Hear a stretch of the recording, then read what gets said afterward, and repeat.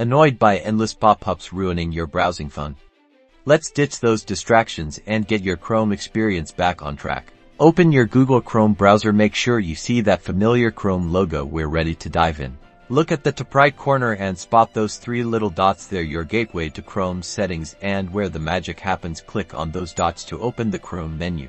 From the menu, scroll down until you find settings and click it. This will bring you to a new tab with a bunch of Chrome options. Now, on the left side, you will see different categories. Select privacy and security. It's the key to taming those pesky pop-ups. Inside privacy and security, click on site settings. This is where you'll manage permissions for different websites. Scroll down until you find pop-ups and redirects and click on that. This will let us control how Chrome handles those annoying pop-ups. You will see a setting that says sites can't send pop-ups or use redirects. Make certain this switch is toggled on. If the switch is blue, you're already set. If it isn't, click the switch to activate it.